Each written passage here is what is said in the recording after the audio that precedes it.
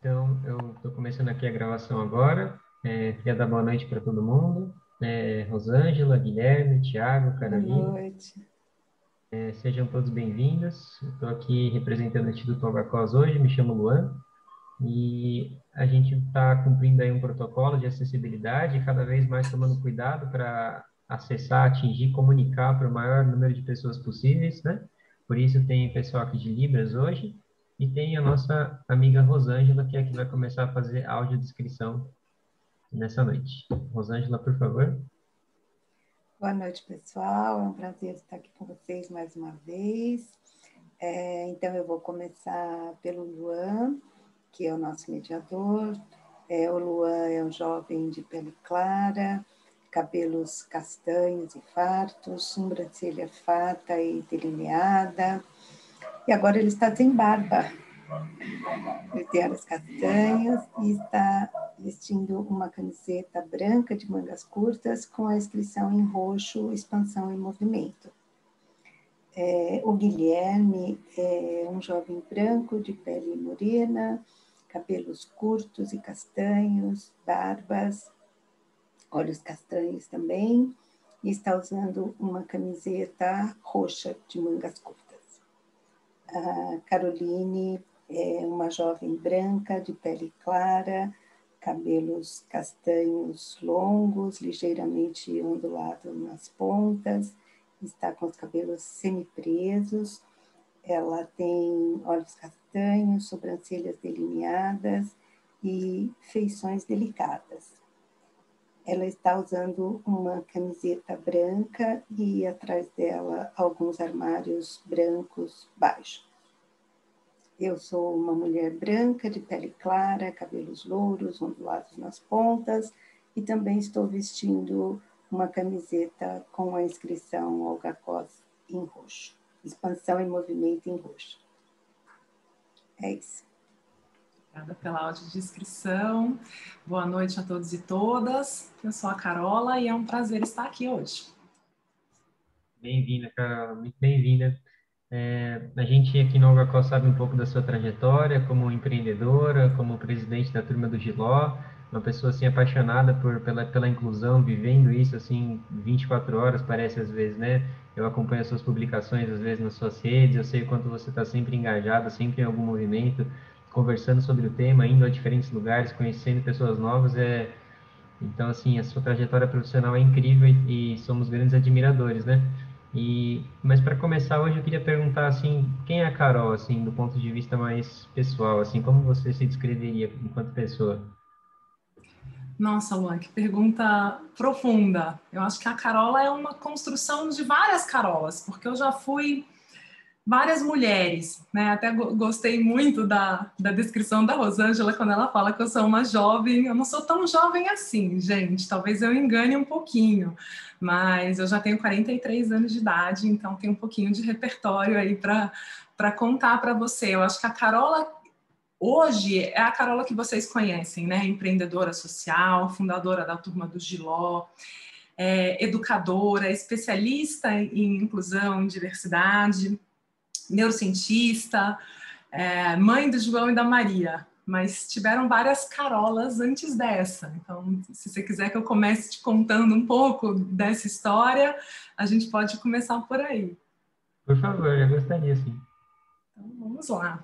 Eu sou mineira, radicada em São Paulo, e eu falo que essa mudança para São Paulo foi a fase que mais marcou a minha infância, e que eu tenho mais memórias ativas de fato sobre isso foi ali com os meus 8 anos de idade, quando meus pais vieram para São Paulo e eu do dia para a noite soube que eu também estava vindo junto com os meus irmãos. Eu sou a filha do meio, tenho uma irmã mais velha e um irmão mais novo.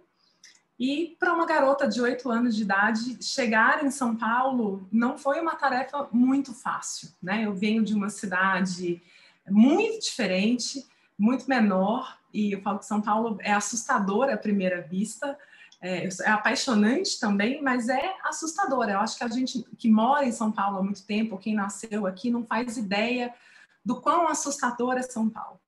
E aí, quando eu chego aqui, eu fui para uma escola pequena, perto do bairro onde a gente morava, uma escola privada, mas eu me lembro que ali o meu processo com essa paixão pela inclusão começou comigo. Eu fui apelidada na escola, as pessoas, meus colegas tiravam sarro do meu sotaque, eu era a menina diferente que tinha acabado de chegar naquela escola. E para quem não me conhece, eu sou uma mulher alta, eu tenho hoje 1,80 m, eu sempre fui a mais alta de todas, eu sempre fui a última da fila, e eu sofria bastante com isso também, né? Eu tinha um apelido carinhoso que eu não gostava muito dele, não, mas me apelidaram de girafa na escola. Então, foi mais ou menos por aí, com uns 10 anos, que eu comecei a me incomodar e a entender que as diferenças das pessoas chamavam a atenção da sociedade como um todo, e eu tinha ali uma sensação que eu precisava me encaixar em uma coisa que eu não entendia os motivos do porquê que a gente precisa sempre se encaixar, né, em padrões, em grupos. Então, começou ali, com os meus 10 anos. Quando eu tinha uns 15 anos, eu já estava lá no ensino médio, eu comecei, de fato, a trabalhar com projetos sociais. A minha mãe um dia me convidou para fazer trabalho voluntário com ela. Ela, naquela época, fazia trabalhos voluntários para uma igreja, e eu topei, eu fui com a minha mãe ajudar na igreja uma vez por semana. E ali, a igreja recebia muitas doações e tinha uma farmácia, uma mini farmácia, que o padre da igreja recebia medicamentos usados, caixas de medicamentos abertos, e ele falava que ele não podia doar aqueles remédios. E eu falei, mas se a gente não pode doar o remédio, a gente pode fazer uma farmacinha. E aí eu, com 15 anos, fiquei responsável pela farmácia, de estocar os medicamentos, de ver a validade, e as pessoas em situação de rua passavam lá para pegar roupa, para pegar alimento, e passavam também ali na farmácia. Eu brincava que era a farmácia da Carola, e eu via o que tinha, o que a gente podia disponibilizar, né? E sempre muito inquieta em querer fazer coisas diferentes e ajudar as pessoas de uma maneira diferente. Então, essa foi a minha primeira experiência aí com o mundo social, né? Com as questões sociais. Com 17, eu entrei na faculdade e a minha primeira profissão foi fisioterapia. Eu, até muito pouco tempo atrás, não sabia o porquê que eu tinha escolhido essa profissão. Porque no primeiro ano de faculdade eu já sabia que eu não queria ser fisioterapeuta. Mas eu nem sei porque eu escolhi a faculdade de fisioterapia. Na hora de preencher a vaga do vestibular, eu falei, acho que fisioterapia é legal. E fui trabalhar. E aí, no meu primeiro ano, no final do primeiro ano da faculdade, a gente tinha que começar a procurar estágios. E eu fui trabalhar na AACD. Foi o meu primeiro estágio. E eu caí na neurologia, na fisioterapia neurológica, com crianças. E aí, Luan, olha que gozado.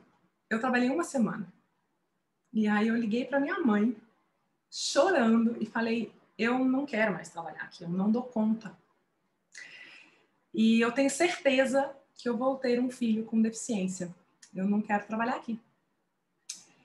E aí a minha mãe falou assim, bom, minha filha, né? Você faça o que você quiser. Eu não queria, mas eu não queria sair da ACD, né? Processos, eu tinha ali 19 para 20 anos, e aí eu resolvi que eu não ia, fui conversar com a minha chefe, a ACD me convidou para ir trabalhar na área comercial da ACD, já que você não quer sair daqui, mas você na área comercial. E eu ajudei a montar o primeiro Teleton que existiu, né? Em 1990 e bolinha.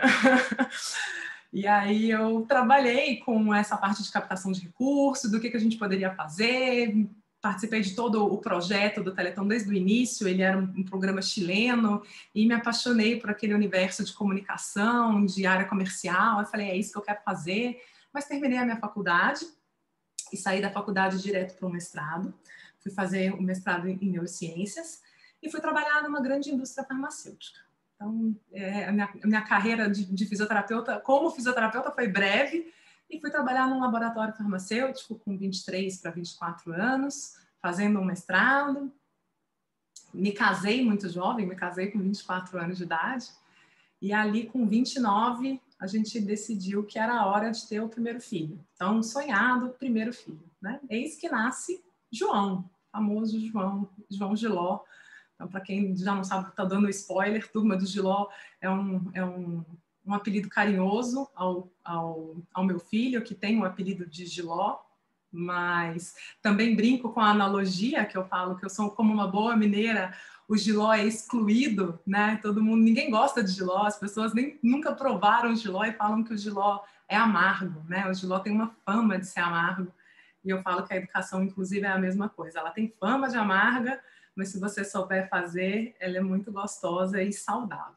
Então, nasce o João com os meus 29 anos, e uma semana antes de eu voltar de licença maternidade, eu descobri que o meu filho era uma criança com deficiência. E uma deficiência que ninguém sabia o que era, não tinha diagnóstico. Eu levei 5 anos para conseguir um diagnóstico do João. Eu só sabia que eu teria ali... Aí um filme passou na minha cabeça, né? Desde a da minha primeira experiência na ACD, eu falei, é aquilo que eu vou viver. Talvez tenha sido por isso que eu tenha feito fisioterapia. As fichas foram se encaixando, né? Foram caindo e eu fui entendendo o que seria a minha vida dali para frente. Eu falei, tá bom, eu vou voltar a trabalhar, eu vou colocar essa criança para fazer as terapias, vou fazer a intervenção precoce e vou dar a ele o que eu puder e o que eu souber, eu vou ajudar essa criança. Mas eu voltei para o mercado de trabalho, né? Então tem um lado Carola aí que não é todo mundo que sabe, mas a dificuldade de ser mãe, né? De ser mulher, de ter um filho com deficiência, de você precisar voltar ao trabalho. E quando eu cheguei no trabalho, eu ainda passei por uma situação extremamente desafiadora de assédio moral, que naquela época eu nem sabia que aquilo era assédio moral. Mas na primeira semana de trabalho eu não tinha contado para ninguém, para os meus chefes, para ninguém, o que eu estava passando com a questão de saúde do meu filho. E eu escutei que eu, dali para frente, precisaria escolher entre ser mãe, ser esposa ou ser gerente comercial de uma multinacional. E aquilo me abalou muito, como se eu precisasse escolher entre as 3 coisas, porque eu escutei que eu não poderia ser as 3 coisas, que eu teria que fazer uma opção. E eu fui pro banheiro, chorei horrores, litros. E uma semana depois eu voltei, enfim, pedi demissão, tirei um sabático e falei, eu preciso cuidar de mim. Mas ainda sem saber se eu daria conta de ser as 3 coisas. E aí eu me dediquei exclusivamente aos cuidados do João, a tentar descobrir o diagnóstico dele. Coloquei o João na escola, então tem um processo aí importante de falar sobre a escola. Quando o João ainda era pequeno, não existia a Lei Brasileira de Inclusão, mas usando a neurociência, eu nunca cogitei colocar o João numa escola especial, porque aquilo não fazia sentido para mim. Já entendia toda a questão da escola especial, dos paradigmas, né, de inclusão que a gente passou, mas eu sempre entendi que o cérebro é o cérebro diferente de todo mundo, ninguém tem um cérebro igual ao outro, e para mim a dificuldade era muito de ensinagem. Eu falei, eu vou ajudar os professores, eu vou ajudar a escola, eu vou fazer o que eu puder fazer. E matriculei o meu filho numa escola privada, irregular, né? E não tinham muitas crianças com deficiência nessa escola. Mas a gente ia se ajudando, eu ia ajudando a escola ia me ajudando. Quando o João tinha 3 anos, nasceu a minha segunda filha, então eu tenho uma filha também chamada Maria. E aí eu escutei da escola que meu filho não iria aprender, né? Eu escutei da escola que ele estaria ali única e exclusivamente para um desenvolvimento social, que ele teria amigos e que na hora que ele fosse para o ensino fundamental, que eu teria que mudá-lo de escola, que eu teria que colocá-lo numa escola especial. Então, ali eu paro a minha vida toda, isso foi em 2011, eu paro de novo a minha vida e falo assim, eu preciso entender qual é o problema da educação no Brasil. Né, principalmente da educação inclusiva, porque quando a gente fala educação inclusiva, no Brasil a gente ainda acha que ela diz respeito apenas às pessoas com deficiência ou com transtornos de aprendizagem. E a educação inclusiva não é isso, né? A educação inclusiva é muito maior do que isso, costumo dizer que a educação especial só vai funcionar se a educação inclusiva vier antes. Então, é muito preparar a escola para receber todas as diferenças, toda a diversidade que existem no mundo, como que a gente traz ferramentas para o professor trabalhar, para ele entender as questões da dificuldade de ensinagem e tudo isso. E aí eu saí do Brasil. Eu aproveitei que eu estava ali num momento só mãe e só esposa, e eu tive aí uma oportunidade, um privilégio de sair do Brasil, levar o João para os Estados Unidos, para buscar, né, um diagnóstico, para buscar tecnologias assistivas que pudessem ajudá-lo nessa comunicação, porque eu sabia que eu precisava provar para a escola que ele era capaz de aprender. E enquanto ele ia para um centro de tratamento, ele passava 6 horas por dia em um centro de tratamento, eu ia para a faculdade e eu fui fazer uma especialização em gestão das diferenças. Então, me especializei nisso. Com 3 semanas que o João estava nesse centro, colocaram nele, testaram nele uma tecnologia que faz a leitura do movimento dos olhos, né? Então, só para contextualizar, o meu filho não anda e ele não fala, ele é uma criança 100% hipotônica, que não tem controle sobre, ele não consegue ter controle sobre os seus movimentos de nenhuma parte do seu corpo. A única parte que ele controla voluntariamente são os olhos, e esse equipamento rastreia a movimentação dos olhos dele e ele consegue controlar uma tela de computador com as piscadas, como se fosse um mouse, né? As piscadas dele é um mouse de computador, e aquela criança que tinha sido totalmente desacreditada já sabia as letras do nome dele, ele já tinha passado por um processo de aprendizagem, só escutando as coisas dentro da sala de aula. Daí eu volto para o Brasil, eu entrei num doutorado, eu fui estudar violência escolar, e aí nasceu a ideia de criar a Turma do Giló, porque o meu filho estava assistido, né? A escola ali já sabia como ajudá-lo e como, de fato, incluir aquela criança com o resto do grupo. E aí me deu a vontade de ser o que eu quiser ser. Eu falei, então eu vou ser mãe, eu vou ser esposa e eu vou ser o que eu quiser ser. E aí eu montei a Turma do Giló, então me tornei empreendedora social. A Turma do Giló foi fundada em 2015. Junto com a Turma do Giló, eu sou educadora, eu tenho uma pós-graduação de educação inclusiva, voltada para pedagogos, para a área escolar, no Instituto Singularidades. E essa é a Carola que vos fala hoje, mãe do João, mãe da Maria, empreendedora social, e essa é a minha história toda. Bom, obrigado por compartilhar com a gente, Carol. Você estava, no começo da sua história, você estava comentando sobre quando você chegou a São Paulo, né? Como foi uma surpresa, né? E um pouco assustador também, né? Um contexto tão diferente. Mas foi justamente essa dificuldade e as adversidades também na escola que te impulsionaram a trabalhar com inclusão e se interessar por ajudar o próximo, né? No começo da sua história, você estava falando sobre aquele voluntariado na igreja, né? Então, assim, as dificuldades, na verdade, elas às vezes elas podem servir para colocar a gente para frente, né? Foi um pouco isso, Carol? Sem dúvida nenhuma, Luá. Eu costumo dizer que são nos momentos mais difíceis que a gente consegue plantar as melhores sementes. Infelizmente, porque às vezes eu queria trilhar mais o caminho do amor, mas a gente aprende muito no caminho da dor, né? E eu acho que você matou bem a charada. Inclusão, para mim, nunca foi apenas a pessoa com deficiência. Inclusão, para mim, é todo mundo, né? Somos todos nós. Somos todos seres humanos e eu acho que a gente tem esquecido muito desse lado humano, né? A gente fala tanto de direitos humanos e eu acho que hoje, em 2021, a gente continua discutindo direitos e a gente discute pouco o humanos, o que é ser humano, né? O que é nos aceitarmos nessa pluralidade toda que existe.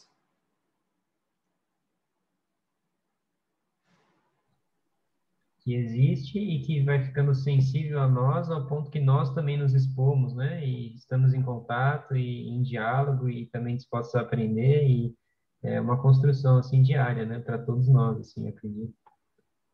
É uma construção diária, sem dúvida.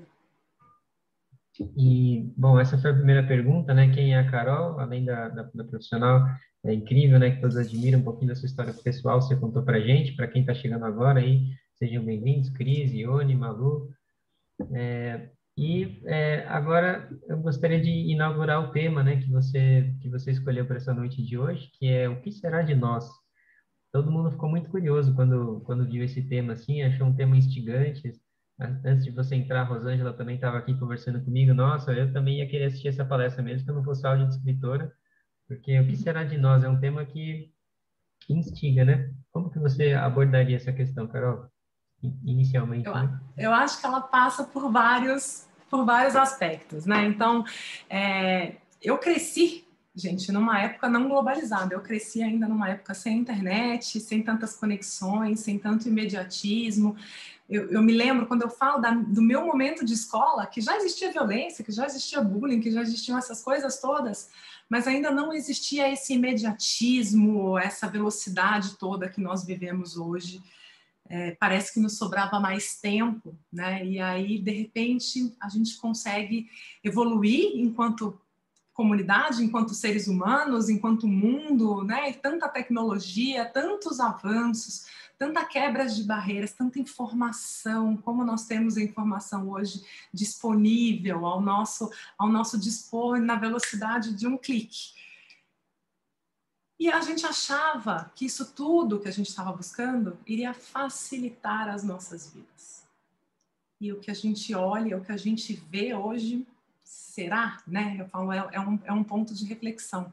Será que a gente realmente conseguiu facilitar a nossa vida? Será que a gente conseguiu trazer e fazer a gestão dos nossos tempos? Será que a gente consegue, com tanta polarização, incluir a diversidade no meio que a gente vive? E eu arrisco dizer que eu acho que não. Eu acho que nós estamos todos muito doentes, né? A gente vive num mundo complexo, então preciso trazer essa questão toda de um imediatismo e atrelar ao que eu estudo. Como não ser preconceituoso, como não ser egoísta num mundo imediatista, num mundo que a gente não tem tempo para parar para pensar, a gente não tem tempo para parar para refletir. E muitas vezes a gente acaba tomando atitudes completamente inconscientes, sem nenhuma análise crítica, né? E muitas vezes o que a gente mais vê hoje são as pessoas com a saúde mental comprometida. Eu falo que a pandemia escancarou, ela acelerou um processo, né, que a gente já vinha estudando e que a gente já vem vendo, que é a questão da saúde mental, que é a questão de você conseguir olhar para as desigualdades, mas a gente vive num ritmo tão frenético que a gente só tem tempo de olhar para a gente, que a gente só tem tempo de olhar para os nossos problemas e que a gente só tem tempo de reclamar dos nossos problemas. E aí, pum, o mundo para. 2020, uma pandemia mundial, uma crise generalizada, parece que escancarou, né, as desigualdades, parece que escancarou todos os problemas do mundo que sempre existiram, que estavam ali. É um mundo meio que gritando para a gente, por favor, parem, olhem, repensem. E as pessoas adoeceram, não só de Covid. O que a gente mais vê hoje é o adoecimento emocional de toda a população, sem olhar para as outras questões de saúde, financeiras, enfim, é desigualdade em cima de desigualdade, em cima de desigualdade, né? Isso é um aperitivo, assim, aonde a gente vai parar, gente? O que vai ser da gente se a gente, de fato, não trabalhar o autoconhecimento, se a gente não trabalhar as nossas emoções, se a gente não entender que seres humanos vivem em sociedade e que nós dependemos 100% dos outros para nós evoluirmos e para nós estarmos vivos. Ninguém vive sozinho, mas a gente ainda não captou essa mensagem. Acho que na grande maioria dos brasileiros a gente vive um momento conturbado, muito polarizado, mas no fundo era o que eu comecei falando, nós precisamos lembrar que somos humanos. Aproveito também para convidar o pessoal que está presente para entrar na conversa, se quiser fazer perguntas ou então registrar algo aqui no chat, no final a gente conversa também, vamos retomar todos os assuntos, tá? Eu esqueci de falar antes, mas fiquem à vontade também. E, Carol, eu concordo com você, assim, eu acredito que essa questão de reconhecer o outro passa muito pelo autoconhecimento também, né? Para a gente poder, primeiro, não sei se primeiro ou depois ou ao mesmo tempo, mas assim, se sentir à vontade consigo mesmo e compreender um pouco do seu caminho também, né? O que a gente tem a fazer, E aí, poder ter um olhar de alegria, assim, em relação ao próximo, né? De felicidade, de uma troca positiva, assim, eu acredito, né? É, como que, assim, você observa isso nas escolas? A gente poderia começar por esse contexto educacional, assim, se você quiser. Essa aceitação do diferente, assim, são iniciativas particulares, privadas, ou tem políticas públicas que incentivam isso? Como que isso acontece no cenário brasileiro, Carol? Eu faria uma crítica ao sistema de educação do nosso país. Então, a gente não pode dissociar a escola privada da escola pública, porque o impacto se dá para todos, né? O nosso sistema de educação é um sistema ultrapassado, é um sistema que já foi e a gente precisa olhar para isso com mais cuidado. A escola, ela, desde os primórdios, usa uma régua torta para validar quem vai ser bom e quem vai ser ruim. É na escola, com 2, 3 anos de idade, que as crianças passam a ser rotuladas. Esse aqui tá bom para a minha sociedade, esse aqui é medíocre e esse aqui não vai. Né? E, às vezes por conta das crianças, às vezes por conta de uma imagem completamente enviesada dos professores, porque a gente passa por uma questão de formação de professor que é muito falha no país também. Mas o fato é que nós, até então, no universo privado, o que a gente ainda busca numa escola? A gente busca a escola que passa os melhores alunos no vestibular, a gente ensina na escola, né, o mito da meritocracia, sem olhar para qual é o ponto de largada dessas crianças. Então, eu acredito em meritocracia quando todo mundo larga do mesmo lugar. Quando a gente não está largando do mesmo lugar, a meritocracia não faz sentido. Mas a escola estimula uma competição desenfreada. A gente tem aprendido a competir muito cedo e isso se perpetua ao longo das nossas vidas até a gente estafar, porque o mercado corporativo é uma continuação da escola, né? Uma continuação do salve-se quem puder, você tem que ser melhor do que o outro e muitas vezes a gente está te ensinando a passar em cima do outro, a não trabalhar de forma cooperativa, a trabalhar de forma competitiva. Então, quando a gente ainda tem um vestibular ultrapassado também e que a gente escolhe as escolas por esta média, o que de fato a gente está querendo ensinar para os nossos alunos? A gente precisa fazer uma reflexão sobre isso, porque o emprego mudou, né? A gente já sabe que vários empregos que existem não vão mais existir. Hoje o mercado corporativo, ele está mais preocupado com as habilidades das pessoas e a escola ainda não está olhando para as habilidades e desenvolvendo essas habilidades. A escola não desenvolve habilidades socioemocionais, mas o mercado corporativo já está pedindo, né, o que eles buscam nos candidatos. E esse movimento é muito positivo. São pessoas que saibam trabalhar em equipe, são pessoas que saibam trabalhar com a diversidade, mas você nunca aprendeu sobre isso. Nós vivemos em bolhas, né? E não tem como não, porque a nossa própria família é uma bolha, e a gente, para ter esse pensamento crítico, a gente precisa ser exposto às diferenças. A gente precisa ser exposto à diversidade. A gente precisa de pessoas que pensem de maneira diferente de nós. E aí a gente volta para o mundo da tecnologia. O que a tecnologia faz? O que os algoritmos fazem? Não sei se vocês tiveram vários documentários sobre isso no ano passado, alguns muito bons, por sinais. Os algoritmos usam o seu padrão, né? Vai aparecer nas suas redes sociais mais daquilo que você gosta. Não é uma propaganda por acaso, que bacana. O algoritmo usa as suas informações contra você, não a seu favor. Então, de novo, a gente tem que ter tempo para entender, para saber, para usar essa informação, porque essa informação também está disponível. A gente já sabe que os algoritmos trabalham desse jeito, mas a gente ainda se deixa persuadir por isso. Então, olhando para esse contexto de escola, nós precisamos de escola que formem pessoas, não apenas para passar no vestibular. Sim, porque esses algoritmos, eles buscam, assim, criar grupos de consumidores, né? Então, você é ligado a produtos, vamos dizer assim, mesmo que sejam produtos culturais, talvez, ou linhas de raciocínio que estejam mais próximas da sua, né? Então, como você disse, reforça essas bolhas aí, né?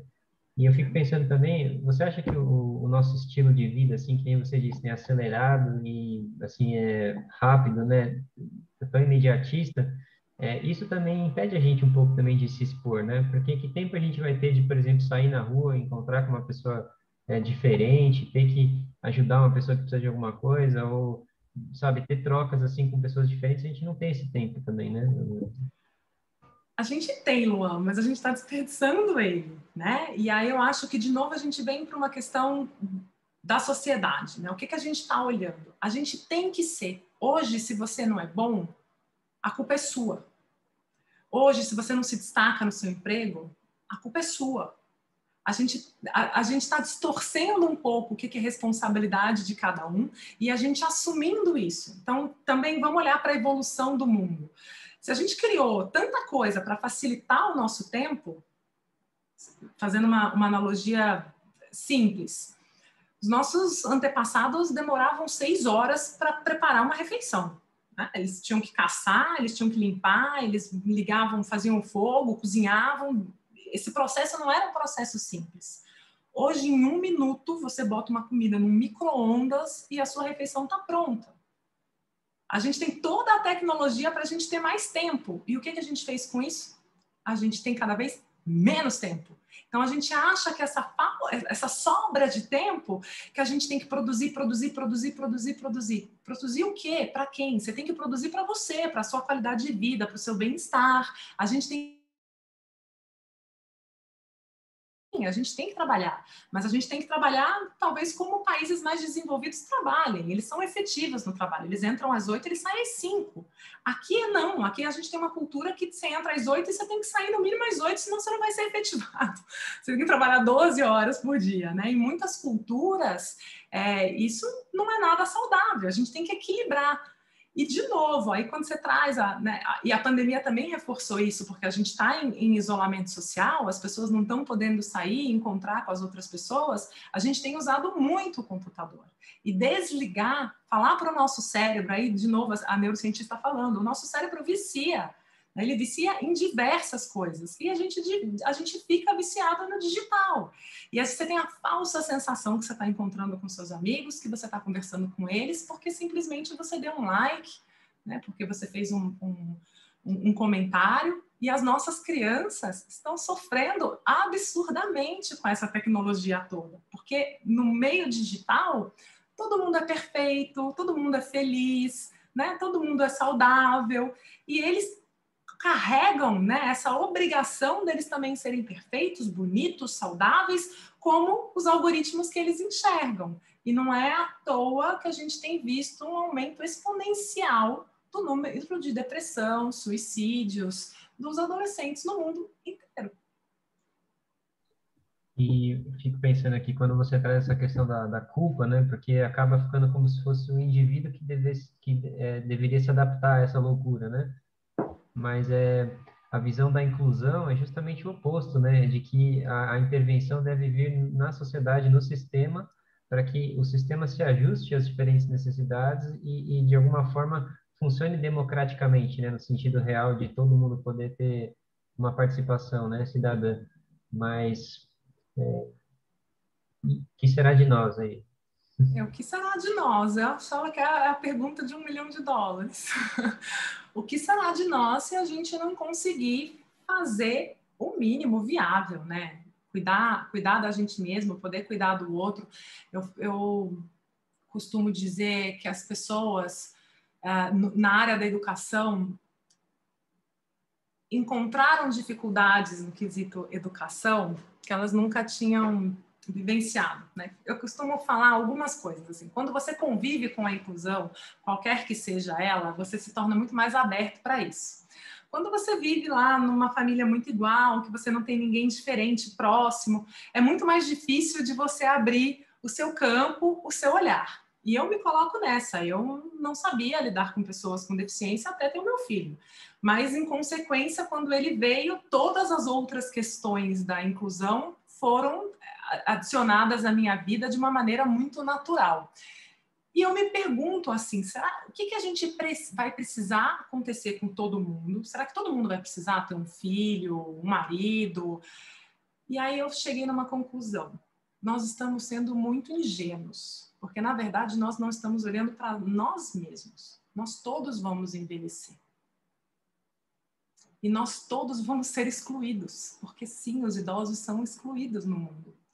Então, quando a gente luta por uma calçada acessível, não é pelo meu filho, é por mim, que vou envelhecer e que talvez precise de uma bengala, de um andador, de uma cadeira de rodas, e eu não vou poder sair na rua. Eu vou ficar confinada na minha casa. Então, quando você luta por um site acessível, você não vai conseguir enxergar o que está escrito no site, porque aquele site não aumenta a letra. Então, nós precisamos entender que somos nós que temos que construir o mundo que a gente quer viver, porque senão nós vamos ser os idosos que nós temos hoje, né? Isolados, sozinhos, sem acesso a nada, né? Sem poder interagir, sem fazer parte da sociedade. Então, assim, o que vai ser de nós vai ser o que a gente construir hoje. Então, essa responsabilidade ela é coletiva, ela é de todos nós. Nós precisamos todos construir um mundo que caibam todos. E essa responsabilidade, assim, esse sentimento de interdependência, né, que você trouxe também no começo, você comentou também um episódio onde você fez um trabalho voluntário na igreja, você tinha uma relação, então, com a religião, de certa forma. Você acredita que essa responsabilidade, esse sentimento coletivo, ele também tem raízes na religião? Como você entende o papel da religião atualmente, Carol? Pergunta polêmica. Mas vamos lá, eu gosto de perguntas polêmicas. Bom, eu fui criada em uma religião específica, católica, apostólica, então fui batizada, fiz primeira comunhão, ia à igreja aos domingos com os meus pais, né? Fazia o trabalho voluntário, mas eu questionei também a religião em um determinado momento da minha vida, principalmente quando o João nasceu. Então, costumo dizer, quando as pessoas me perguntam qual é a minha religião, eu costumo dizer que eu sou espiritualizada. Até por isso, porque existem guerras entre religiões. Eu acredito em Deus, eu acho que a minha fé é onde eu encontro a minha força, mas eu acho que a fé de qualquer pessoa não precisa estar ligada a uma religião específica, porque Deus é universal e não consigo conceber uma religião brigando com outra religião se nós estamos todos falando de Deus e falando de fé, né? E a gente ainda vê guerra por causa de religião. Então, todas as questões que passam por poder, eu acho que são questões que precisa de muita reflexão, precisa de muita análise. Acho que cada caso é um caso. Tenho muito respeito pela religião que eu fui criada, mas eu tenho respeito por todas as outras religiões também. Então, eu acho que é mais ou menos por aí. A minha fé é a minha força, é da onde eu tiro de fato a minha força. E você comentou também sobre a abrangência, né, da palavra inclusão, né? Como isso não é algo que se aplica a um determinado público ou uma determinada questão social, um grupo, uma minoria em termos de representação política, né, minoria nesse sentido, ou, assim, a inclusão, ela, de fato, ela é uma palavra muito abrangente, assim, e ela diz respeito a uma sociedade para todos, né, pelo que você falou para a gente. Que você poderia comentar, assim, sobre, vamos dizer, a sua história pessoal que te despertou para essa questão, Carol? Assim, você comentou um pouquinho da escola, né, como quando você chegou aqui, mas que episódios, assim, você destacaria que te deixam nítido, assim, a sua responsabilidade nisso, né? O termo que eu mais ouvi na minha vida é o meu aluno de inclusão. Ou aquele aluno de inclusão, né? Isso me dá arrepio. Porque o que é o aluno de inclusão? Se você tem um aluno de inclusão, os outros são excluídos? Essa não entra na minha cabeça como que pode ser isso. E aí eu comecei, de fato, a estudar e a entender. Aqui, a gente usa um termo chamado inclusão e diversidade. E a gente tem um entendimento errado sobre isso. A gente acha que inclusão é um grupo e diversidade é um composto de outros grupos. O que eu quero dizer com isso? Inclusão automaticamente remete à pessoa com deficiência e diversidade às minorias com as questões raciais, de orientação sexual e daí por diante, né? Culturais, religiosas e blá, blá, blá. Faixa etária. gênero, enfim. Gente, pera. A inclusão e diversidade a gente deveria falar de uma outra maneira. A gente deveria falar inclusão da diversidade. E a palavra diversidade, para mim, também ela é muito ampla. Sem dúvida nenhuma, existem grupos minoritários em questões políticas, em questões de representatividade, em questão de oportunidade, né? Em questão de número também de pessoas. A gente não pode achar que não existem. Existem grandes grupos de minoria, mas diverso, eu volto para o que eu falei no começo, somos todos. Então, diversidade entra padrão estético, entra a história da cultura, a gente critica, né? A gente olha para uma cultura diferente de próprio estado, a gente tem culturas. O Brasil é um país multicultural, né? Nós temos hábitos em São Paulo que é diferente do hábito de quem mora, por exemplo, em Salvador, que é muito diferente dos hábitos de quem mora em Manaus. E às vezes a gente tem um preconceito com um brasileiro que tem uma cultura diferente da nossa, né? Então é muito maluco a gente achar que inclusão se restringe única e exclusivamente às pessoas com deficiência. E eu gosto também de falar que a pessoa com deficiência, ela ainda pode fazer parte de todos os outros grupos minoritários, de todos os outros grupos da diversidade. E eles normalmente, eles estão no fim da linha, né? Todo mundo, quando quer falar de diversidade, trazer a diversidade para dentro, as preferências no mundo corporativo ou até na própria escola são as questões ligadas à raça, as questões ligadas a gênero, e a pessoa com deficiência, eles falam, não, isso aqui é muito difícil, aqui eu não estou preparada ainda para essa inclusão na minha escola ou para essa inclusão na minha empresa. Eu dou bolsa para criança da periferia para estudar numa escola privada, mas o aluno com deficiência eu não quero, porque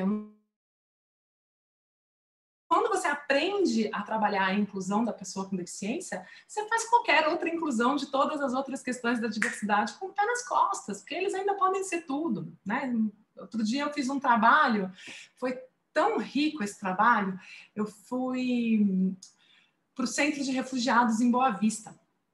Eram mulheres em situação de refúgio, com deficiência, e a gente tinha que fazer um desenvolvimento e um currículo biopsicossocial para elas terem a oportunidade de entrarem no mercado de trabalho. E eu falei, olha o que é o fim da linha do fim da linha. É mulher, é refugiada, tinham mais de 50 anos e tinham deficiência. E, gente, elas só precisavam de uma oportunidade, né? Sair da invisibilidade do abrigo de Boa Vista, que elas estavam há mais de 3 anos. 3 anos em situação de refúgio, vivendo num abrigo, porque todas as outras pessoas que passaram por lá foram capacitadas, conseguiram um emprego e elas não. E, de novo, não tem como falar sobre isso sem a gente olhar para o que as escolas estão fazendo com os nossos alunos com deficiência. A escola acha que eles não vão aprender, então a escola não forma, a escola não prepara. E essas pessoas não têm oportunidade de arrumarem um emprego. Então, a gente vive numa cadeia muito complicada. E, de novo, a pandemia botou todo mundo na mesma régua, que agora criança nenhuma tem aula, criança nenhuma consegue aprender, os pais estão desesperados, né? Não é mais... Eu tenho visto pais com uma angústia de a escola não está ensinando meu filho. Aí eu escuto discussões, o meu filho está indo muito bem. Não, mas o meu não está. Aí agora eles estão percebendo a importância da escola olhar o aluno como indivíduo. Cada um é único, cada um tem as suas habilidades, cada um tem as suas potencialidades, e a gente precisa trabalhar as habilidades deles e não as dificuldades. As dificuldades a gente já sabe quais são, né? E acho que a sociedade também é assim. Então, o que será de nós se a gente não olhar para as habilidades do colega, né? Do nosso vizinho?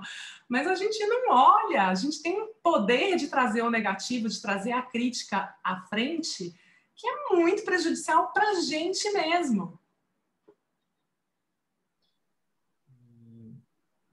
Carol, assim, eu fico pensando também assim que o sistema escolar, de modo geral, ele ainda não considera assim, por exemplo, a teoria das inteligências múltiplas, assim, mesmo que essa teoria já tenha, sei lá, sido dos anos 90, a gente já tem coisas ainda mais atuais, mas mesmo assim já seria uma evolução em termos de a pessoa ter que ser boa em tudo, né? Porque aí nisso acaba também criando uma competição, uma exclusão.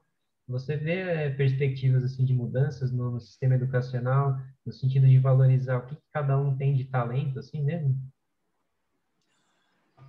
Não. Eu tenho uma esperança que sim. Né? Então, quando você vê a BNCC fazendo uma alteração, dizendo que as habilidades socioemocionais precisam entrar no currículo, eu pergunto, tá bom, mas e a formação do professor que não sabe nem o que é habilidade socioemocional? Que ele não tem as suas habilidades socioemocionais trabalhadas e evoluídas para ele dar conta das habilidades dos alunos e saber mapear os alunos. Então, assim, a gente tem que parar mesmo e vamos fazer direito, porque senão eu acho que eu tenho a sensação que a educação brasileira está sempre trocando a roda do caminhão com o caminhão andando. A gente precisa olhar e fazer uma reforma desse sistema de educação bem feito. Eu acho que aí a gente conseguiria, sim, daqui, né, 20 anos, porque o ciclo da educação demora mais ou menos 20 anos, mas pelo menos para daqui a 20 anos a gente está entregando uma educação com equidade para todos e todas. Senão, a gente continua formando alguns, os que têm mais recursos, possivelmente, porque vão complementar essa formação fora da escola, em atividades extracurriculares, enfim, dependendo também da família em que essa pessoa está. Mas a família brasileira que precisa sair para trabalhar e deixar o filho na escola, essa família ela é muito mais desamparada, sem dúvida nenhuma. Concordo com você. Eu acho que essa inclusão das habilidades socioemocionais na BNCC, eu tive conhecimento disso recentemente, assim, também de um trabalho, e eu achei bem evoluído, assim, bem avançado. Agora tem essa questão da formação que você comentou, né? Porque, né, como que está preparado esse professor para isso, né? Você também é fundadora de uma pós-graduação em diversidade, né, Carol? Assim, os professores que você dá aula lá, o que você poderia destacar para a gente, assim, que é a maior dificuldade para eles e que também talvez possa ser para educadores que estiverem assistindo aqui o nosso encontro? Eu falo, é a formação, sem dúvida nenhuma. O professor, ele chega, ninguém se forma no professor no Brasil que não seja por vocação, né? Porque não é uma profissão reconhecida, infelizmente, não é uma profissão que remunere bem, infelizmente, e é uma profissão extremamente valiosa que forma a nossa sociedade, mas ela também não foi bem formada. Então, quando eu vejo os meus alunos chegando, é muito gozado, porque eles veem um curso de inclusão e falam, putz, é a receita do bolo, eu vou sair dessa pós-graduação sabendo o que fazer com o meu aluno que tem deficiência.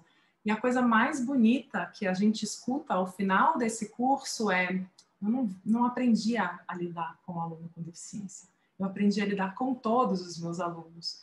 Então, assim, a formação, ela é muito importante. Então, a BNCC coloca no currículo, lindo, mas o professor não teve a formação. A gente tem a Lei Brasileira de Inclusão, que garante as pessoas com deficiência estarem dentro da escola, mas o professor não foi formado para isso. O professor foi formado, ele aprendeu a dar aula de um único jeito, né? E ele aprendeu a dar aula como se todos os alunos fossem iguais.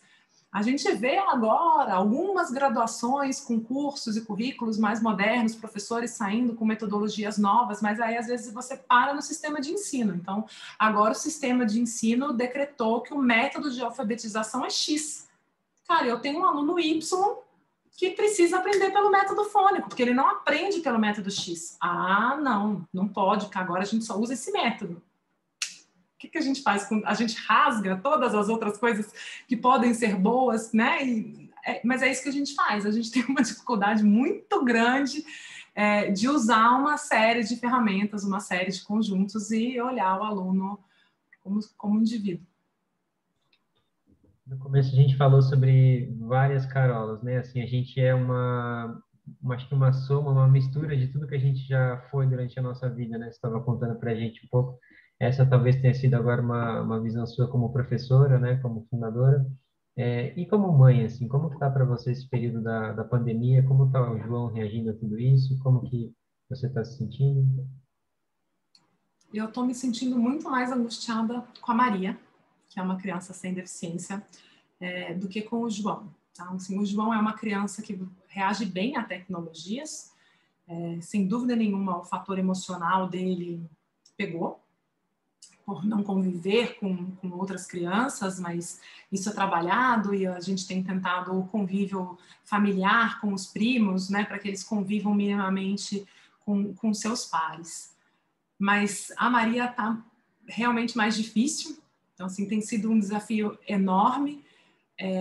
Eu tenho tentado não interferir, então também o papel de mãe e professora se misturam, porque eu tenho visto muitos pais que de repente entraram dentro da sala de aula, né? E você está dando aula e o pai está ali tentando ajudar o filho, e muitas vezes isso não é benéfico, isso atrapalha o professor, e ao mesmo tempo a gente tem que olhar para que idade de criança que a gente está falando, porque tem crianças que precisam de ajuda, mas outras não, e aí a gente acaba se metendo num ambiente que é deles. Então, eu acho que a Carola está angustiada, e junta tudo, porque eles estão dentro da minha casa, a escola foi para dentro da minha casa, o meu trabalho foi para dentro da minha casa, eu fugi para vir para fazer esse papo com vocês hoje.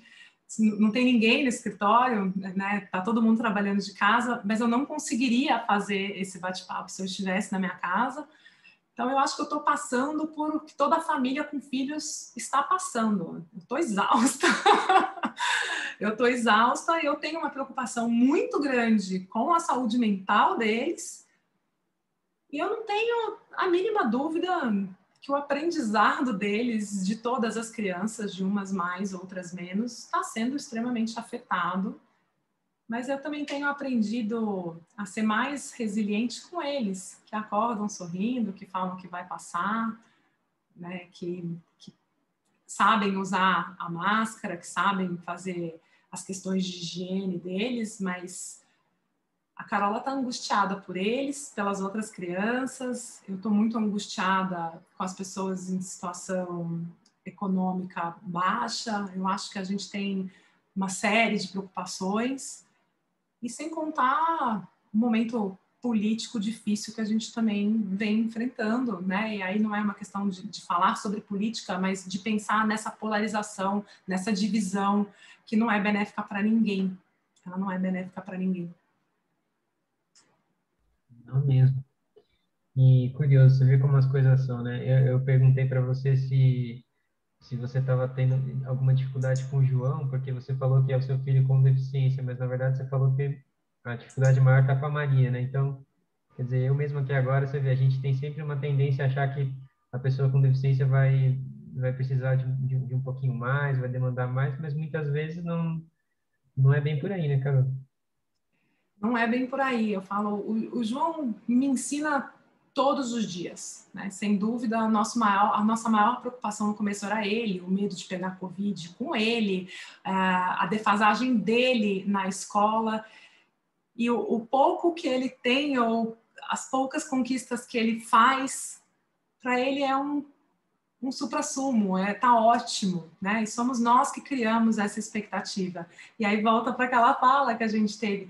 Por que a gente se cobra tanto? Por que a gente cobra tanto do outro? Cada um tem o seu limite. Então, ele me ensina muito para, respira, vamos fazer o que dá para a gente fazer. A gente não tem que fazer tudo. A gente não precisa fazer tudo. A gente precisa dizer que a gente não dá conta, a gente precisa dizer alguns nãos, e eu acho que esse momento todo que a gente está vivendo, essas escolhas e essas falas são cada vez mais necessárias, cada vez mais urgentes. A gente precisa parar, a gente precisa olhar para a gente, e a gente precisa dar conta. E são com experiências assim que a gente vai desenvolvendo uma gratidão também, assim, que é inestimável, assim, e importante para a vida, né? De poder se satisfazer com coisas pequenas mesmo, assim, com um pouquinho, né? E, de fato, ter felicidade, assim, né? Sem estar querendo sempre alguma outra coisa que não é o que a gente tem, né? Tem uma... Ah, você respondeu aqui no chat já. Eu ia fazer essa pergunta para você aqui agora. A Maat é uma instrutora, é uma assistente de coordenação no Instituto Olga Costa também. Maat, bem-vinda aí. Se quiser também conversar com a gente, abrir a câmera aí. O pessoal também fica à vontade, viu? Cris, Letícia, todo mundo que está presente aí do Olga Costa. E, Carol, e, é, na sua experiência no Instituto Singularidades, qual, vamos dizer assim, que é aquela, aquela matéria, assim, vamos dizer assim, aprendizado que mais contribui, assim, para que esses professores possam voltar para a sala de aula, que nem você falou, compreendendo que inclusão não é uma questão, assim, da pessoa com deficiência, mas sim uma questão de autoconhecimento e de uma exposição à diversidade, né? Tem uma matéria, assim, específica que vocês abordam aí? Como que é? Tem, a gente começa com uma matéria chamada Autoconhecimento do Educador. A gente tem que partir daí, a gente tem um ciclo de matérias, né? Assim, para a gente conseguir conhecer e reconhecer o outro, primeiro a gente tem que conhecer e reconhecer a nós mesmos. Senão é marketing, gente, senão não é verdade. Nós precisamos nos entender como seres humanos, como seres sociais, para depois a gente conseguir compreender e respeitar os outros. Então, a gente começa por aí, depois a segunda matéria é Direitos Humanos em Educação, então também olhando muito para a questão humana e menos de direitos, a gente é óbvio que aborda o direito, mas é voltado para isso, aonde a gente esqueceu os direitos humanos, né, que realmente a escola é uma barreira enorme para os direitos humanos serem colocados em prática, e aí depois a gente entra com os módulos específicos, com todas as questões de diversidades e planejamentos e como que a gente faz. Mas eu costumo dizer que é uma pós-graduação para a vida, assim, para a gente se entender como pessoa. E se a gente se entender como pessoa, a gente vai entender as outras também. Com certeza. E eu perguntei porque eu fiquei curioso, assim, e é raro, né, uma pós-graduação ter uma disciplina, uma matéria que nem essa, assim, né? Um autoconhecimento do educador, né? Você falou, achei maravilhoso, assim. Eu não conheço outra, é antroposofia, né? Então também é uma pós-graduação pensada em cima da diversidade, porque a gente trabalha com antroposofia, com filosofia, com ciências sociais, com neurociência, com filosofia, não sei se eu já falei, e até com psicanálise. Então, são diversos olhares e algum desse olhar vai tocar o coração de todos os alunos e eles saem... Você conhece alguns dos meus alunos, eu sei que você conhece alguns dos meus alunos, mas eles saem mexidos e, de fato, eu falo que é um processo de transformação. A gente precisa se transformar todos os dias. Você falou uma palavra, né, Luan, que eu não posso deixar ela passar. A tal busca pela felicidade, né? O que é a felicidade? O que faz a gente feliz? E normalmente a gente bota a felicidade como fim, né? Como se fosse uma meta. Vou trabalhar para eu ser feliz. A felicidade não está no fim. A felicidade é o meio, é a estrada que você resolve percorrer. Né? Então a gente precisa ter essa clareza e lembrar, gente, porque senão essa felicidade não vai chegar nunca. Você tem que ser feliz hoje, você tem que ser feliz agora. E eu também gostei dessa palavra que você resolve percorrer, você falou, né? A estrada que nós, então, resolvemos, que nós escolhemos, que nós identificamos para nós mesmos e que, portanto, depende de uma autonomia, da gente poder nomear qual é esse caminho, né? Sim. E sem julgamentos, né? Porque tem gente que escolhe a estrada mais curta, tem gente que escolhe a mais longa, tem gente que escolhe a mais bonita, tem gente que escolhe a mais complicada. E vamos acolher as nossas escolhas e saber trabalhar com elas. Exatamente. Essa diversidade que eu acho que torna a vida também mais alegre, assim, né? Para todo mundo, assim, né? E, pessoal, vocês gostariam de contribuir? Tem alguma dúvida? Pessoal que está assistindo, Rosângela também, se tiver algum comentário, fica à vontade. A gente está aqui daqui a pouco quase entrando na parte das perguntas, né? E gostaria de saber de vocês, se vocês têm alguma pergunta para a Carol. Eu conheci um pouco do trabalho do Instituto Singularidades recentemente, assim, e achei fantástico, assim, eu acho que, inclusive, essa pluralidade, vamos dizer assim, epistemológica, né, que você trouxe aqui para a gente, no sentido de não se apegar a uma teoria, você não vai se especializar em algo, você vai justamente compreender como o mundo é complexo, inclusive em termos de linha de raciocínio, de filosofia, de ciências, né? E como, na verdade, elas se complementam, não precisa haver essa competição até nisso, né? Porque também, essa é uma outra questão no mundo acadêmico, né, Carol? Assim, o que que é melhor, o que que é mais eficiente, o que que é ciência, o que que não é, o que que é... Então, assim, eu achei bem um grande elogio à diversidade em todos os sentidos, até na escolha da grade, assim, né? Obrigada, Luan. Esse é um cuidado que não faz sentido. Quando a gente começou a montar esse curso, a gente se deparou com isso. Esse curso é coordenado por mim e por uma colega chamada Pamela. E a gente fez muito essa análise, né? A gente também precisa desromantizar a academia. A academia é extremamente excludente. Você sabe disso, né? Então, olha de novo, todas essas hierarquias que a gente vive enquanto sociedade, como elas naturalmente excluem, como elas naturalmente se fecham em uma bolha, e se você não for da minha bolha, você não serve, né? Então, isso está em todas as esferas, em todas as estruturas da nossa sociedade. E é o que você falou.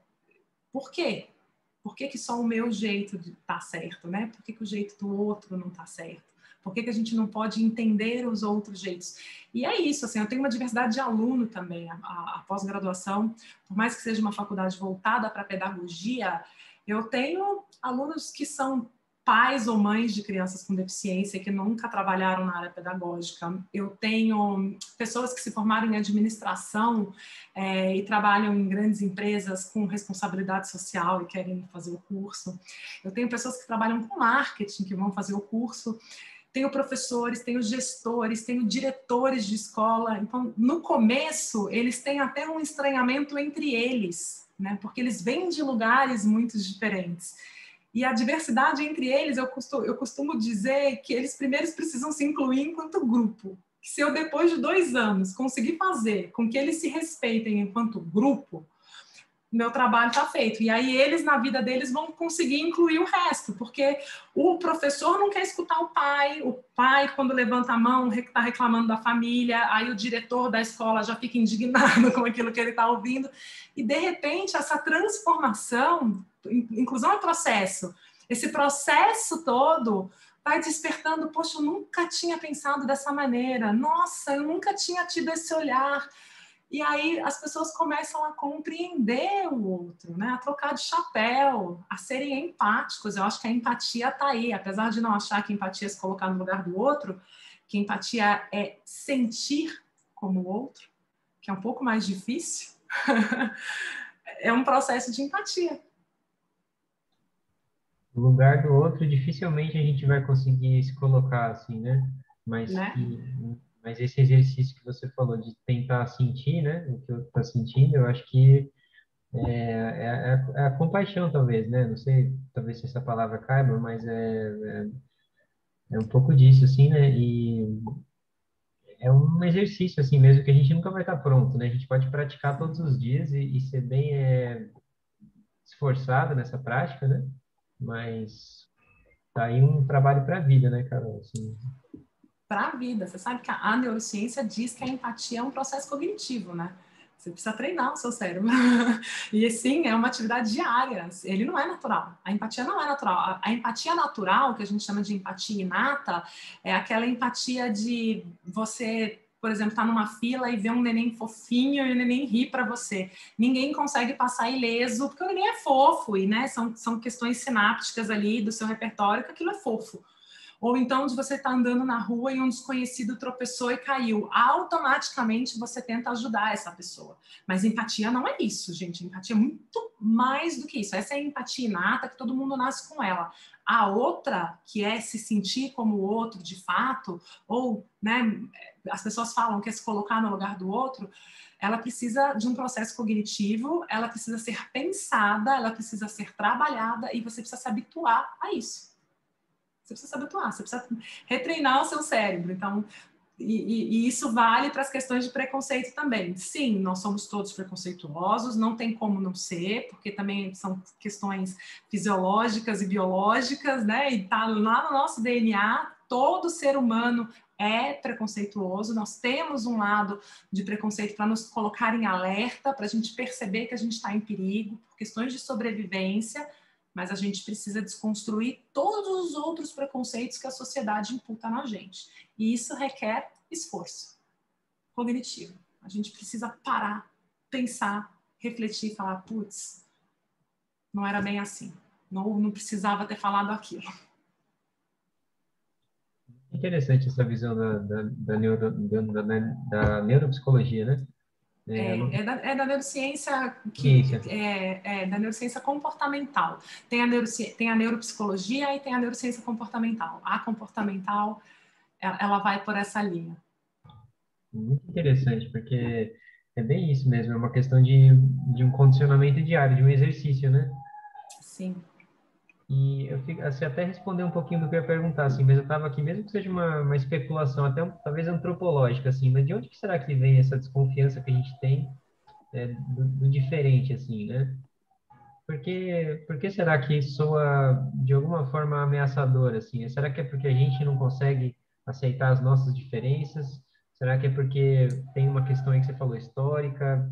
Como que você vê isso? A psicanálise vai pela linha do que você tateou. A psicanálise, ela fala um pouquinho que é o nosso não reconhecimento das nossas próprias diferenças. A neurociência comportamental, ela vai por outro caminho. Ela vai pelo caminho da formação da constituição cerebral mesmo do cognitivo. Então, o nosso cérebro, a gente nasce com todos os nossos neurônios, né? A gente nasce com mais de 100 bilhões de neurônios. O que não está estabelecido quando a gente nasce são as sinapses, são as conexões. Então, é como se, também uma analogia, é como se a gente fosse construir Brasília. A gente tem lá um pedaço de terra e a gente precisa criar as ruas para fazer as chegadas, né? Criar as ruas mesmo, que são as sinapses cerebrais. Então, vamos pensar em termos de onde você vem, você, Luan, e aí você faz a analogia para qualquer outra pessoa. Aonde você nasceu? Com quem você conviveu? Como é constituída a sua família? Quais são as crenças da sua família? Qual é a religião da sua família? Qual é a cultura da sua família? Em que escola você estudou? Provavelmente você foi cercado durante todo o seu processo de formação cognitiva, que se dá ali, né, até o final do Fundamental 1, por iguais. Por pessoas iguais a você. E o nosso cérebro é programado, né? O nosso sistema cerebral, a gente tem um cérebro reptiliano, um sistema límbico também de emoções, que ele te prepara para você perceber a diferença. Então, veja, vou fazer uma outra analogia. Se você estiver andando na rua à noite e de repente você percebe que você está sendo seguido, seu cérebro dispara uma série de reações químicas, seu coração acelera, você entra em estado de alerta, opa, perigo de vida. Isso é teu cérebro que está falando isso para você.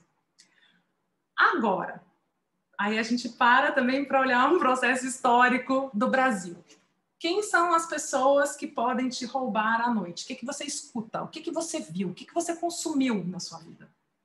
Quando você abriu os livros na faculdade, durante o colégio, as princesas eram loiras de olhos azuis e os meninos eram super-heróis. O que o seu cérebro consumiu? Isso, você não via ali toda essa diversidade presente, né? Então, aí entram os processos de preconceito. Se tiverem duas pessoas, isso até é um estudo, se tiverem duas pessoas te seguindo e uma pessoa é negra e a outra pessoa é branca, te garanto que a tendência é você ir para o lado da pessoa branca por achar que a pessoa negra pode ser a pessoa que você está se sentindo ameaçada. E aí não é mais o preconceito. Aí a gente passa para a questão da discriminação, para a questão do racismo. Mas você consumiu isso, teu cérebro consumiu isso. Então, o que nós precisamos oferecer é desconstruir essas estruturas todas que nos foram dadas. Porque o teu cérebro está te alertando que você está em perigo. Corre dos dois, corre das duas pessoas. Você está em perigo, você está andando numa rua à noite escura e tem uma pessoa te seguindo. Não importa qual é a diversidade da pessoa que está te seguindo. Mas o teu cérebro gravou as informações que você consumiu. Então, olha aí o tamanho do problema. Nós temos um problema de representatividade. A gente continua achando que as princesas são loiras de olho azul, né? A gente continua achando... O que a gente reforça na escola?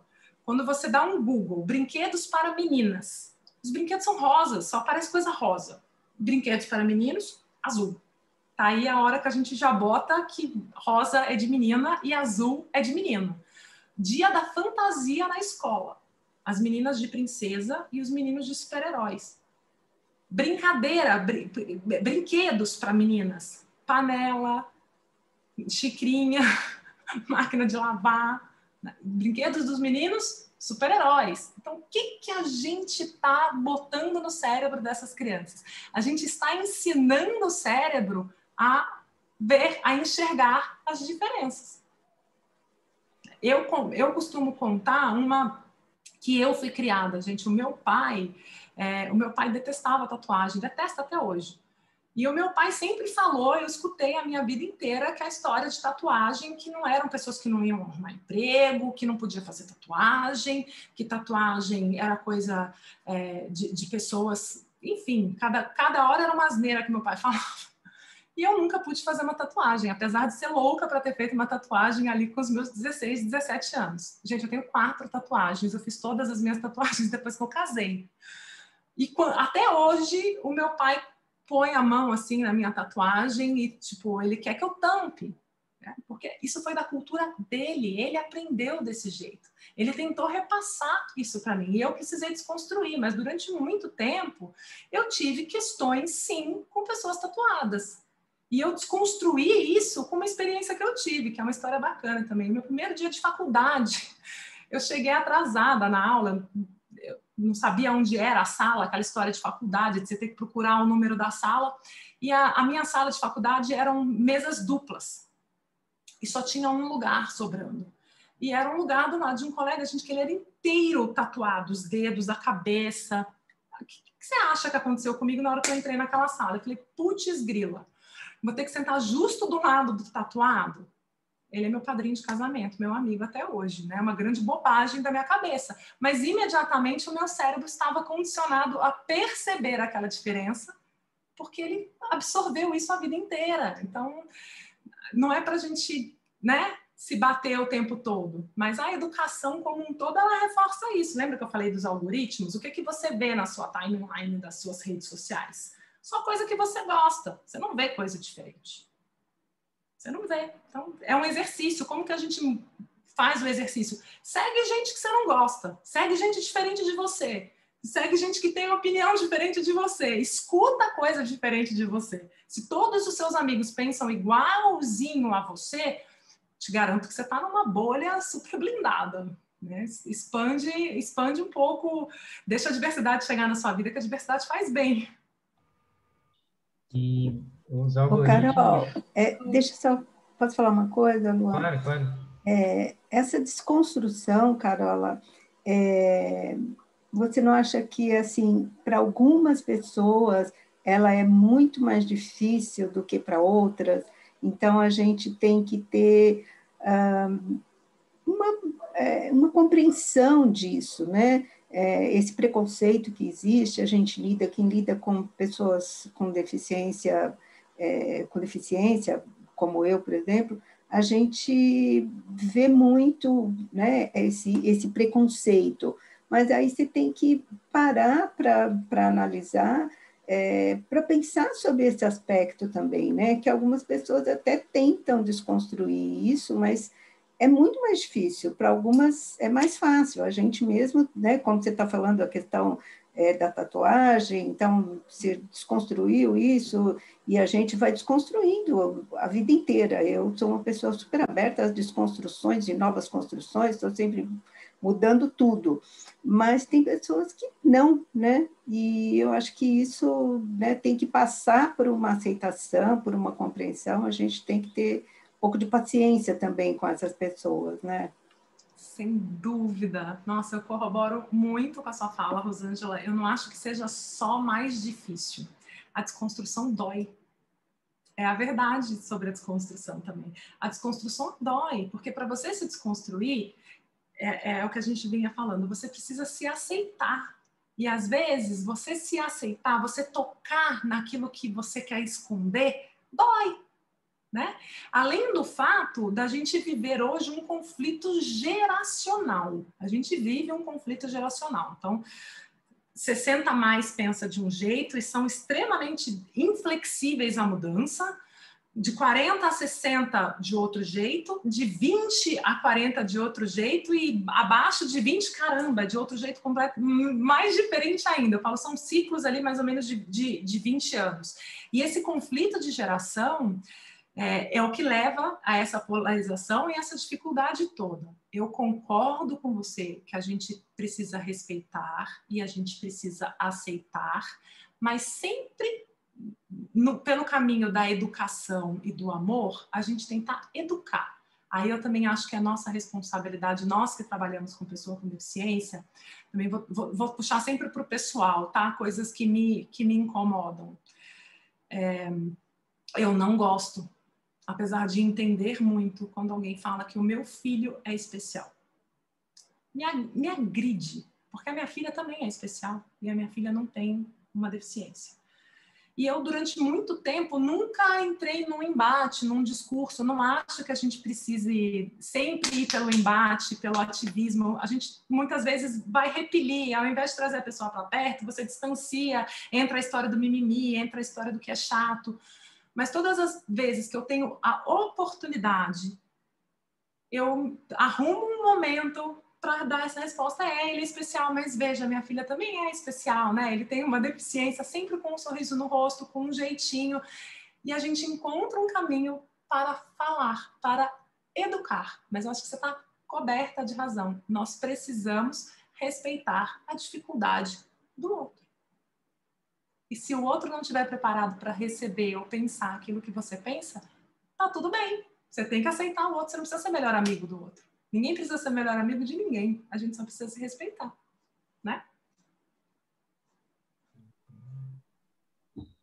E só retomando a questão que você trouxe do algoritmo, né, e de você ter encontrado esse seu amigo no primeiro dia da faculdade, né?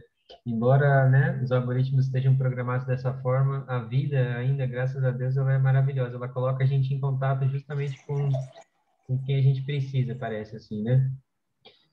E bom, Carol, assim, eu também concordo, sabe, com essa questão, assim, que você coloca geracional, assim, eu acho que é um desafio aprender com as pessoas mais novas, eu acho, assim, as pessoas que têm uma perspectiva mais nova, elas ensinam para a gente como o mundo está, assim, de uma forma que a gente não pode perceber, assim, de uma forma mais atualizada, parece.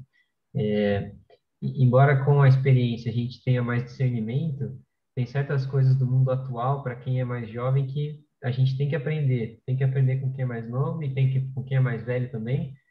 Sempre essa abertura, né, para o diferente em todos os sentidos. E a idade não é diferente, né? Então, De jeito nenhum. Tem um preconceito com a idade, né, Luan? A gente acha que as pessoas mais novas são imaturas e, na realidade, elas ainda têm a capacidade de criatividade, de simplicidade. Pergunta para uma criança, você quer resolver um problema complexo? Pergunta para uma criança como que ela resolveria.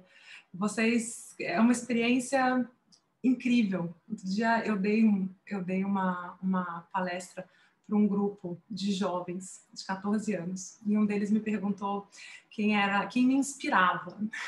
Foi tão natural que eu falei, seria uma bobagem da minha pessoa falar que eu sou inspirada por alguma super personalidade. Quem me inspira são as crianças. Eles têm soluções tão simples para problemas que nós adultos achamos tão complexos.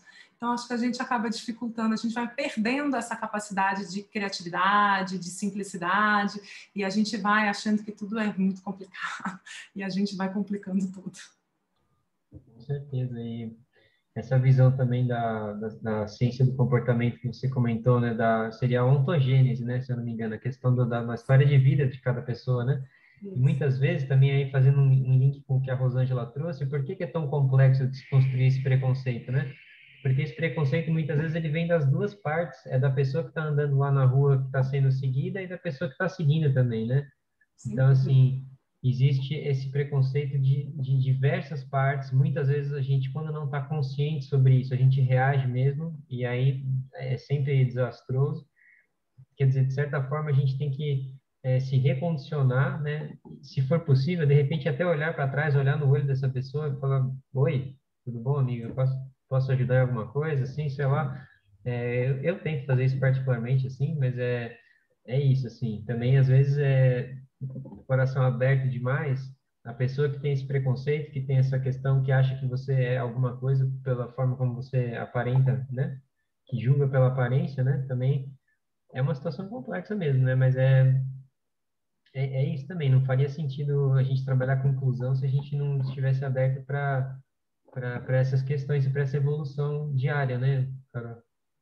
Sem dúvida, a gente tem que olhar para o nosso repertório diariamente.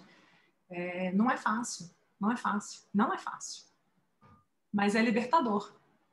Libertador.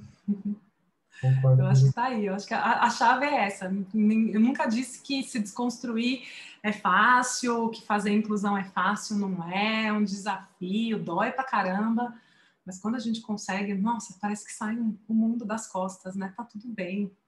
A gente veio aqui cumprir o nosso papel e vamos cumprir o nosso papel da melhor maneira possível, vamos evoluir enquanto seres humanos e vamos tentar propagar o bem para quem está à nossa volta, vamos viver em harmonia e vamos buscar essa felicidade diária, porque é tão bom viver, né? É tão bom estar vivo.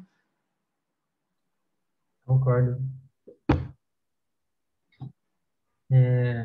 Bom, a gente está aqui 8h30, 8h35. Gostaria de abrir para quem estiver aí ouvindo a gente, se quiser sentir vontade de interagir também, ligar a câmera, fazer algum comentário ou escrever no chat, vocês fiquem à vontade.